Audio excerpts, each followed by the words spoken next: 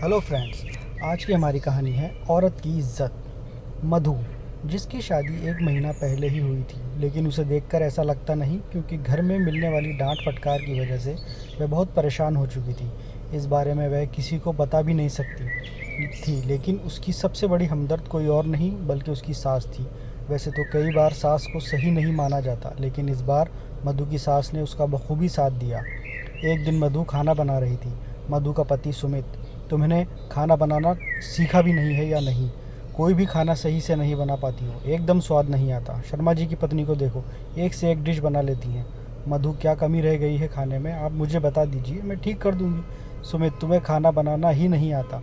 तुम्हारे खाने में बहुत कमियां रहती हैं, ना नमक सही से डालती हो, ना मिर्च। ऐसा बोलकर सुमित खाना छोड़कर खड़ा हो जाता है और अपने कमरे में चला जाता है।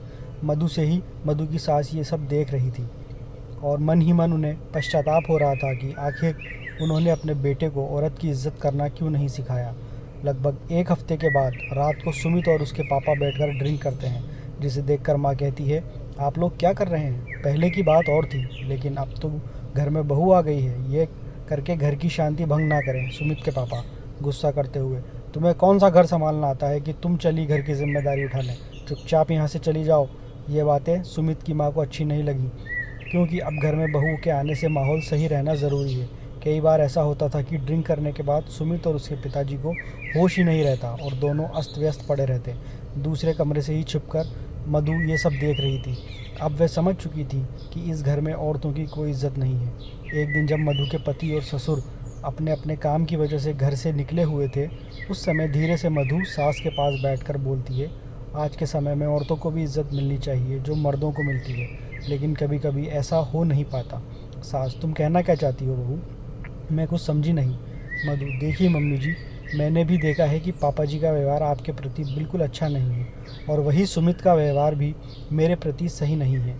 इसलिए मैंने आपसे ये बात की है, क्योंकि मुझे ऐसा लगता है कि इस घर में औरतों की कोई इज्जत नहीं है। दोनों बातें कर रही थी। उसी समय सुमित और उनके पिताजी घर में एक बड़ा सा सोफ़ा लेकर आते हैं, जिसे देखकर सास कहती है, अरे आप ये क्या ले आए?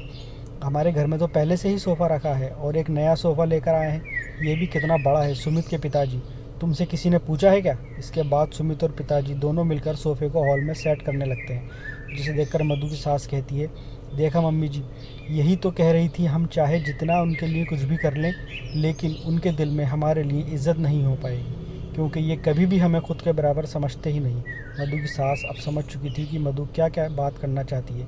मधु की सास को अपना समय याद आ गया, जब वे नई नई बहू बनकर आई थी, और तभी उनकी सास ने भी उन्हें ताना मारते हुए कहा था कि पता नहीं ये हमारे घर संभालेगी, इसे तो काम करना आता ही नहीं है, माँ बाप ने इसे ऐसे ही भेज दिया। हालांकि मधु की सास पढ़ी लिखी थी और शादी के पहले वे कहीं टीचिंग करती थी, लेकिन शादी के बाद उनकी नौकरी छुड़वा दी गई थी, और तभी से उन्होंने सोचा था कि जब भी घर में उनकी बहू आएगी तो उसके साथ कभी गलत व्यवहार नहीं होने देंगी। मधु की पढ़ी लिखी है, उससे भी बीएड किया है, अगर वे चाहे तो नौकरी कर सकती है, लेकिन उसको अच्छी तरीके से पता है कि ससुर और सुमित कभी मधु को नौकरी नहीं करने देंगे। मधु भी रोज़ रोज़ के झगड़ों से तंग आ चुकी थी। वह सुमित के लिए कितना भी अच्छा काम कर ले, कभी भी वह खुश नहीं होता और हमेशा उसकी तुलना अपने दोस्तों की पत्नियों से करता। ये छुप छुप के रोया करती, लेकिन अपनी परेशानियां ज़्यादा किसी को नहीं बताती। एक बार उसने सुमित से नौकरी करने को भी बात की थी, लेकिन उसने मना कर दिया था। तब से मधु भी चुप्पी साध रखी थी। एक दिन मधु की सास, बेटा तुमने बीएड किया है, तुम नौकरी करना चाहती हो? मधु घबराते हुए, हाँ मम्मी जी, मैंने बीएड किया इसीलिए ताकि मैं नौकरी कर सकूं और अपने परिवार का ख्याल भी रख सकूं। मेरे पापा मम्मी भी यही चाहते थे, लेकिन सुमित को ये अच्छा नहीं लगता। 2 दिन बाद मधु के साथ, बेटा तुम काम छोड़ दो, मैं कर लूँगी। कॉलोनी के बाहर जो स्कूल है, तुम वहाँ चली जाओ, वहाँ तुम्हारी नौकरी लग गई है, मैंने बात की है, वह मेरी सहेली का ही स्कूल है। मधु, लेकिन मम्मी जी, मैं ऐसा कैसे जा सकती हूँ?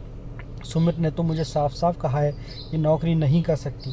तभी उन लोगों की बात सुमित सुन लेता है और चिल्लाते हुए कहता है, क्या बोल रही हो तुम? नौकरी करोगी? मधु, जी वो मम्मी जी। सुमित, क्या मम्मी जी?